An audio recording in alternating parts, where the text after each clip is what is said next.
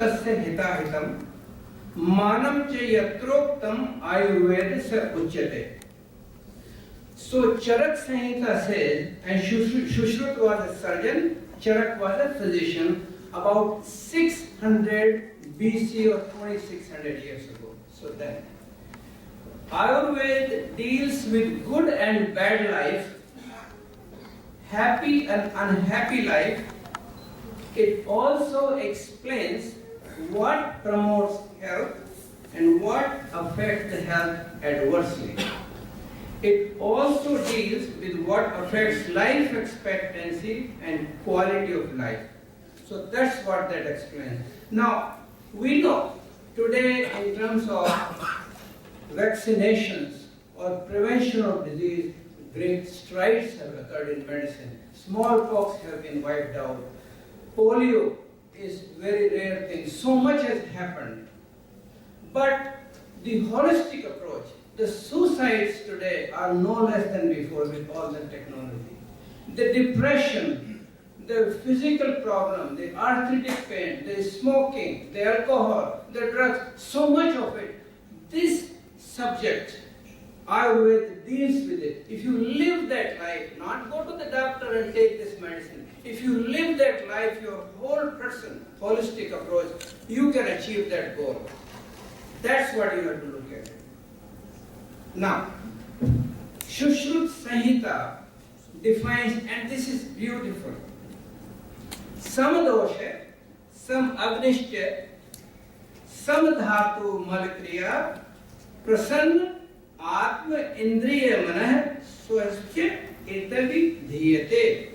This is from Shushruta Samhita 16/48. Dosh, everybody heard of dosh, Vat, Pitta, Kapha. So this is the whole sequence. There is a certain personality of individual. We say type A personality or whatever. Some of those attributes are there. So some basics are there. Something occurs and that leads to disturbance in the digestive fire. There's a lot of emphasis on digestion, metabolism and absorption in Ayurveda, and that leads to, have you gone to bathroom? Most Indians are obsessed, including myself, with going to toilet every day. I have, being a gastroenterologist, comes home, I see people, I have this young girl, 20-year-old, looks beautiful, everything perfect, goes to bathroom every 2 weeks. And not one, so many of them. They're perfect, I feel their abdomen, I don't see any stool in the sigmoid colon, I did a rectal examination, I don't know what's going on, I don't know how to explain that. But that's what the Shushruta Samhita is telling us. So, Samadosha, and I'll define it further, so a person whose all three humors or doshas, the Vat, the Pitta, Kapha, that means the air element, fire element, water. Remember, this body is made up of Agni, Jal, Vayu, Prithvi and Akash in Vedic terms. That's where it comes from. So air, fire and water elements are in balance, whose appetite and digestion are in balance, whose 7 body tissues, and we could differ, physicians would differ here, the Ras, Rak, Mans, Meda, Majja, Asthi and Shukra. And I'll explain it a little further. Are functioning normally, whose mud, 3 ways of cleaning yourself, the urine, the feces and sweat are eliminated properly. Now, that's where the important part comes.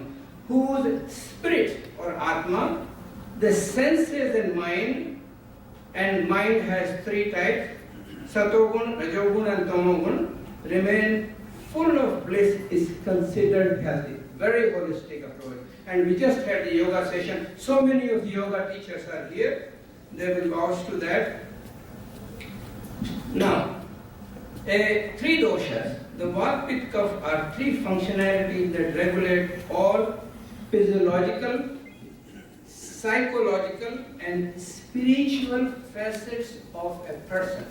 You see, physical, psychological and spiritual facet, comprehensive approach. In Sanskrit, dosha is defined as doshayati iti dosha. This means that which contaminates is called dosha. Something has gone wrong with that person. So the imbalance of this elemental combination is the direct result of an illness. Direct result of an illness. What? Now what is what? What, or the air element, governs inhalation, exhalation, movement, discharge, impulses, and the human senses. The senses go up and down, the digestion, this type of thing. And there is an overlap in medical terms. The pith. Pith is the fire element, deals with the hunger, thirst, digestion, excretion, body warmth, and circulation. So digestion, and then what result of digestion? We need food to be warm and tough. Or the water element controls the stability, the lubrication, movement, body luster, digestive tract, glands, and fluids of the body. Other factors such as imbalance or defect on dhatus, toxins are the result of imbalance and dosha. So it is the dosha imbalance which results to everything else. Now what is fire? Dosha I defined. Referred to as Agni is a term representative of body metabolism and comprises of digestion, absorption, and assimilation. It is vital for turning assimilated food into dhatus like plasma, blood, muscle, bone, and fat. Now there is a little discrepancy here because it says rust, that means digestive fluid, leads to formation of blood, logic there, leads to formation of meat, then bone marrow, and then bones, and lastly the semen. There's a tremendous emphasis on the virya in Ayurveda. Actually, it says that food is broken down to form seminal fluid in man, and artu, maybe I'm not saying it right, artu, in women. English language doesn't have any word for artu. Artav. Thank you. Artav. Ojas, the vital force. So, in Atharvaveda, 7 dhatus have been referred to as Sapt Matram. Am I saying it right? Okay, so excretory function. So this is the dhatu. Excretory malpriya. Samadosha, samanisha, tham dhatu malpriya, samad prasannatmendriya mana, swasta itati. So I'm explaining that. This is all I'm doing right now is defining Ayurveda, then I go into history. The excretory function in Ayurveda, lot of emphasis is laid on excretory function, as these are deemed vital for maintaining perfect health and keeping diseases at bay. It is said that proper excretory function ensure good health, spirit, and ensure lifespan. Ayurveda describes the method of maintaining the ideal lifestyle in people of all ages. Now, pleasantly disposed, contented spirit and mind are necessary. Being holistic in nature, Ayurveda stresses upon imbalance, importance of social well-being, which can be achieved only when all these three, man, indriya, or atma, when they are content. All of this discussion about that, whether we discuss yoga, we discuss Upanishad, all of it is around that. So having defined Ayurveda, now we are going to the history of Ayurveda, which I could come up with. Again, a lot of people sitting here may know more, but I will give it a try. In Eastern philosophy, it has been well established that Veda, source of all knowledge, what I said. There are 3 entities, God, soul, and notion. Now, out of these 3 entities, the knowledge of Gyan, knowledge of God and soul, which is Chetan Tattva, have been given by God in perfection. They do not change ever. On the other hand, the knowledge of nature changes, needs improvement, is being continuously, and that's called scientific development in all fields. This knowledge includes all sciences, and medical science is no exception. So So that's where we need to do more. Actually, Ayurveda has long been considered the fifth Ayurveda of the Upveda or of Atharveda. Now, in fact, all four Vedas contain mantras which deal with health and well-being. अच्छा, अब मैं इस पर बोलूँगा कि कौन से वेद में क्या है in summary. And then later on I will say there are 8 parts of Ayurveda, and then I will give the references. So we have to wait for references in the end. I'm not putting it together.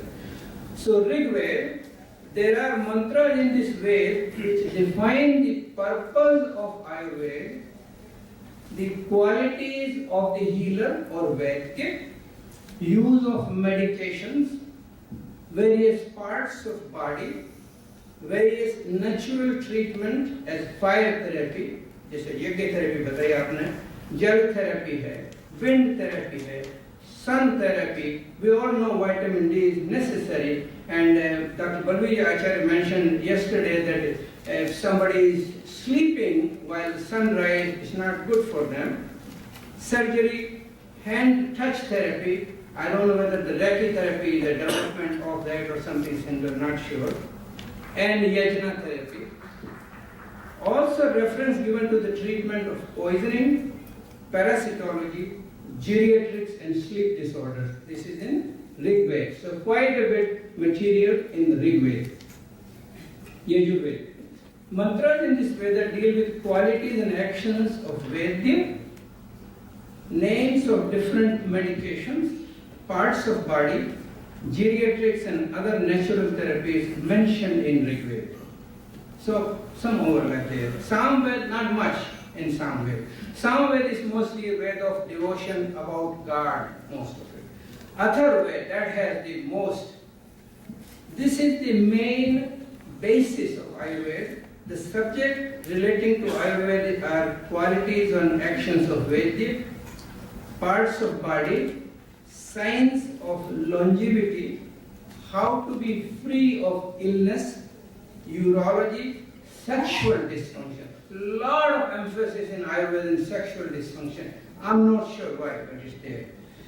Parasitology and infectious diseases, treatment of poisoning, natural therapy such as sun therapy, water therapy, use of certain poisons in treatment, use of animal products, surgery, etc. So quite a bit in Ayurveda. Now, after the Vedas, reference to medical literature is found first in Brahman literature. Brahman Granths are more for Karma Kand, how to do this, how to do that, came later on, very difficult. Only few of the Brahmans, the Shakpat and go, but some of them are available, not many, or if they are, I don't know that.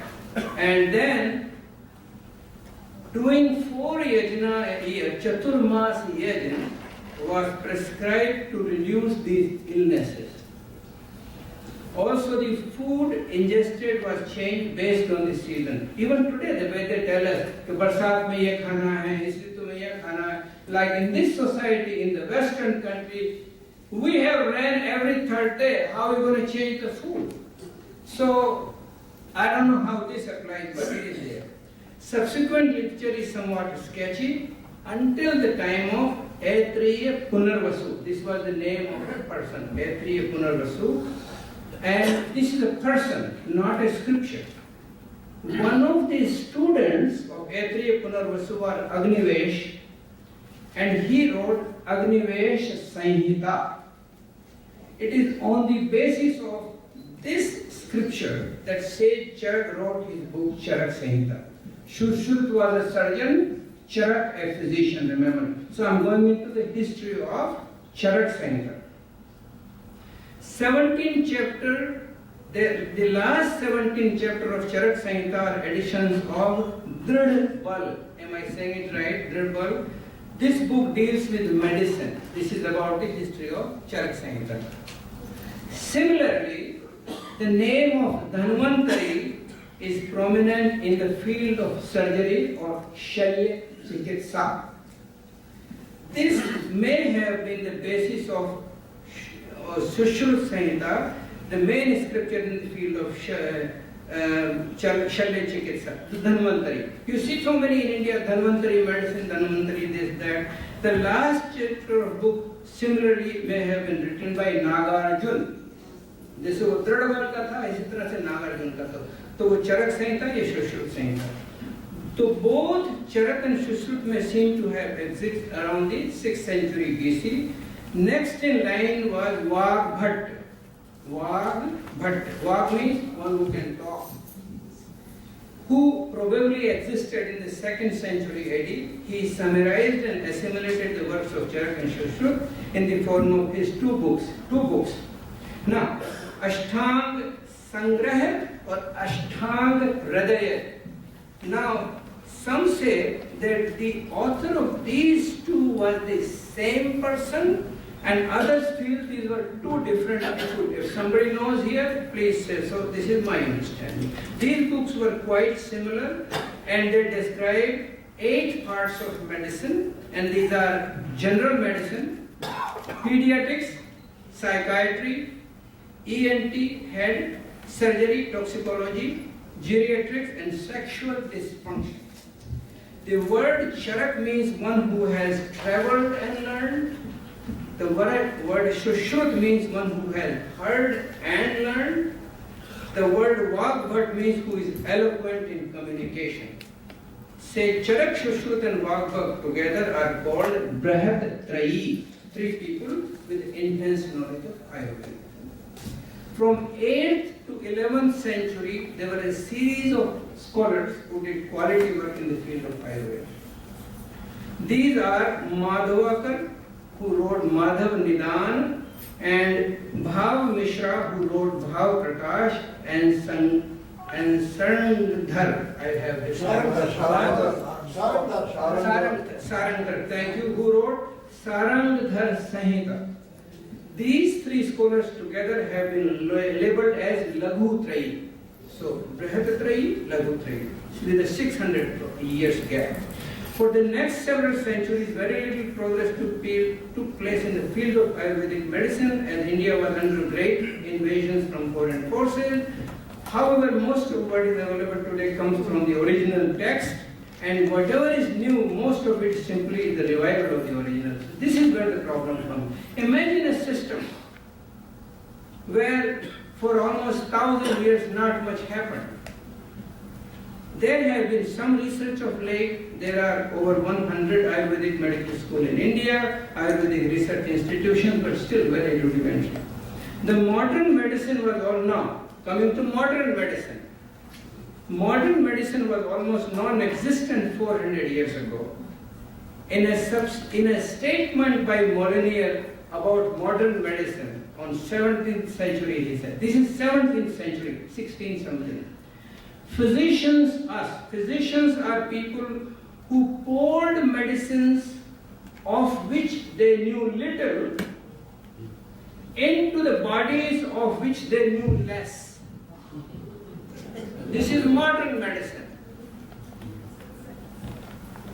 Today, we are all impressed and dependent on modern medicine for our medical care.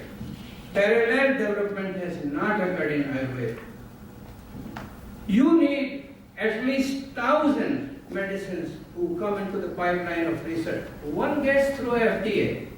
Most of the medications new coming out, it costs almost billions of dollars to come out with one medicine. Does Ayurveda system, Indian government has it? Not sure.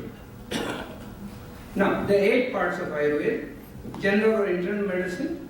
This is about digestion, absorption, all different functions. I will not deliberate. Surgery, you're familiar what surgery is. Pediatrics, you know about the pediatrics. Psychiatry. Then ENT, ophthalmology. Then toxicology. Something else? Yeah. Okay. Toxicology. Now, this I will read a little bit, the toxicology part. This branch deals with toxins derived from vegetables, minerals, and from animal origins, and how to process and remove them. If charmu देखा आपने charmu India में होता है जंगल में पहले होता था charmu रत्ती जो रत्ती तौर से we read in toxicology in medicine that you can 7 those charmu seeds can kill you Small amount of Sankhya. Today even all this Chinese tea and all this stuff we buy, this is great for me, little pill. All it has is the Senna and Cascara Sagrada, Reva Chuni, which read in the web. That's all it is. No progress has occurred in the field. The concept of pollution of air and water in certain places and seasons have been given special consideration. Such pollution is said to be the cause of various epidemics. Science of rejuvenation, I couldn't understand this very well, Rasayana. This branch, which is unique to Ayurveda, focuses on the general health and vitality, including care of elderly. The main aim is to promote healthy living, with emphasis on both prevention and cure of disease. It deals with the promotion of long and healthy life, and discusses how to increase our health, intellect, and beauty. That pretty much encompasses everything. And then, of course, the science that deals with sexual dysfunction. So 8 parts. Now, the last piece of my talk is the detailed references about in the Vedas, where they occur, so much so. So I'm just pretty much go through the references. A little statement, but I'll summarize it in the end. In Atharvaveda, 42 parts of body have been described. I don't know what it means, 42 parts, which part is part. 36 qualities of mind have been described, that is 10.2.9, 10.2 and 10, 9, 10, 17, and then we have 11.8 and from 19 to 27 this month. I'll give you send you the whole thing, I'll email it to you so you don't need it right now. And anybody who wants these references, I'll just email it to you or this copy so you can read it. Sushrut has described that heart has shape of lotus upside down. What a beautiful description. He also mentioned that it contracts and relaxes and slows down when we sleep. The question comes, why do the heart attacks occur at 4 o'clock in the morning? How many times we hear of people so just didn't wake up in the morning? One of our colleagues just at 6 o'clock in the morning just died because there is this REM sleep, and scientists have discovered that the surge occurs very early in the morning and the heart rate goes up and the body, which is already compromised, can't keep up with it. So there goes this Brahma Muhurt business of waking up early. If you wake up at 4 or 5 o'clock, you beat the system. Salute to Ayurveda and thinking of the natural. You beat the system. So, some of our Swamijis tell, when I am up, kids are going to sleep at that time. Complete reversal of cycle. So, there it is. So, there are some great things here. Atharvaveda described the Vat, Pitta and Kapha in the form of vital energy in the body, and Pitta has been described as fire. Atharvaveda 18.3.5. 3 types of Vat: Pran, Apan, Vyan, Saman, Udan. I'm still a little confused about them. Which part of the body and where they fit in these 5 things are mentioned in Ayurveda: 9.8.20, 6.109.3 and 6.44.3. So this is what it is. Kapha has been described as Somvat or calm in Ayurveda 1.12.3, 6.14.1. This is just numbers, just to prove the point that they are there.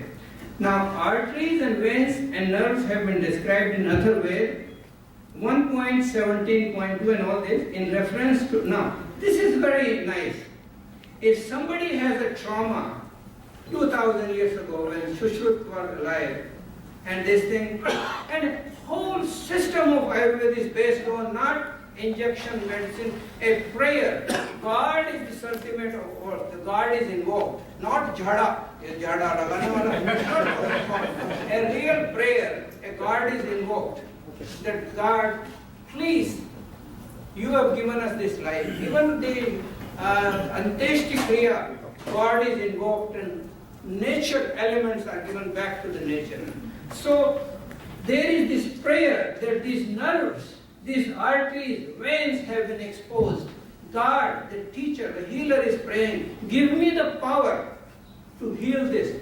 When Lakshmanji became unconscious, a Vaidya sent for a medication and then he gave. There was a definite, we may make mockery of it, but there was a science to it, certain. Many references in Ramayana and Mahabharata for taking care of wound of those. The world war, Mahabharata was a world war of intense proportion. Sushruta has described 700 veins. I don't know which one he counted, but 24 arteries. Yesterday there was mention that the veins are superficial and arteries are deeper. I don't know who described that. 2 minutes. Ligaments, you take all my fun out. 300 bones, 210 joints, and intestine has been described as 22 feet. Yes, I do say amazing. As a gastroenterologist, I know that intestine is that long, and colon is 5 feet. That is true. So now I'm going to summarize very briefly, next 2 minutes I promise. 7 layers of skin are described, pretty much what we have today. Then different vital parts of the body. Now vital parts, we say brain or medulla oblongata, fourth ventricle, heart. But here vital part is a very different definition of. Fingers are vital part, things like that. Now the word nidan, I thought the word nidan means treatment. But here nidan means the main or particular cause of illness. Now also how do you arrive at a diagnosis and treat, that's also nidan. So I think they everything. Then what Pitta followed dosha described. Vedic teachings state that poisonings, this is very important, poisonings are, illnesses are based on poisoning, infection and disturbance in dosha. And then poisoning can occur by ingestion, poisonous material, that sort of thing. And mental and physical, good and bad. You know, we have so much emphasis on probiotics today.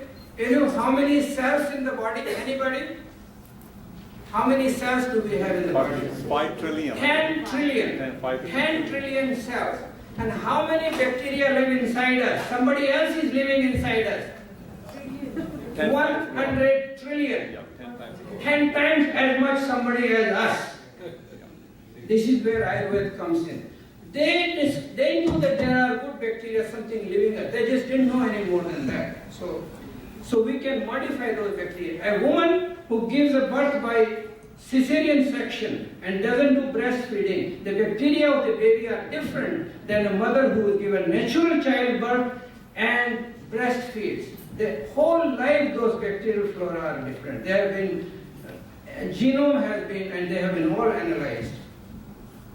Good thoughts, purification of mind, being peaceful use of appropriate medication and doing yajna on a regular basis has been described as the main way to manage disease. But we cannot go too crazy about it. Don't hold the cancer and tuberculosis and all that. They're looking for trouble, heart disease. I've seen people, disasters where people are, oh, I have heart disease, I'm going to do natural, they drop dead. Don't do that. Different fevers have been described, which could be chills, fever, this type of. So in summary, therefore, on one hand, the Ayurvedic concept, even though they exist for thousands of years, seem very modern, and we talk about the basic principle of living and lifestyle modification. They're still, the main management state is the management in Ayurveda, lifestyle modification. But it doesn't work in my practice. I keep telling people, stop smoking, stop doing. Only maybe 1 out of 100, they just don't change. 3 years later, they say the same thing. How much you smoked before? 6 cigarettes. How much do you smoke now? After 5 years later, 7. I have cut it down. I don't know how they have cut it down. There is absolutely no question that yogic practice and emphasis on pranayama and meditation exceed anything the modern medicine has to offer.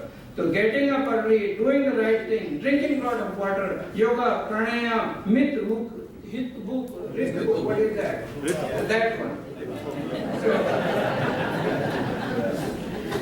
So on the modern medicine has gone by leaps and bounds in management and will stay the mainstay. Research in Ayurvedic medicine may produce some gems and should be pursued. So while bowing to our great rishis, do not get stuck on this. Still, there is a samanvay, nature is nature, human mind is human mind, development is development. Let's not make compartment, assimilate all this knowledge and move forward. Sabko namaste. Thank you.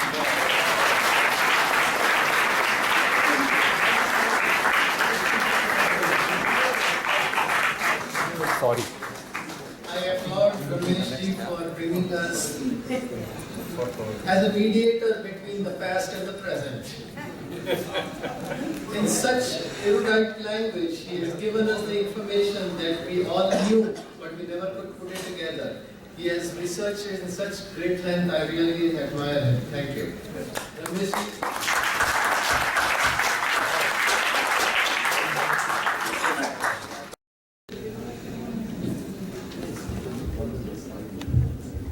जब मैं आपसे यज्ञ की बात करता हूँ तो मैं आपको सुझाव देना चाहता हूँ।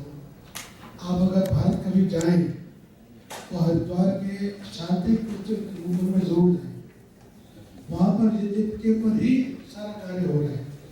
यज्ञ के धुएं का, यज्ञ के लिए पत्तों का, सामग्री का, घी का एक्सपेरिमेंट हो रहे हैं।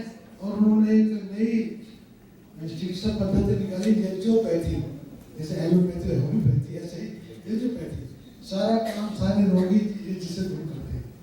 एक बात और, जब भोपाल में गैस त्रासदी हुई थी उसके बाद भारत सरकार ने एक कमेटी बनाई थी कि वहाँ लोग कैसे मरे, कितने हमारे कहाँ मरे।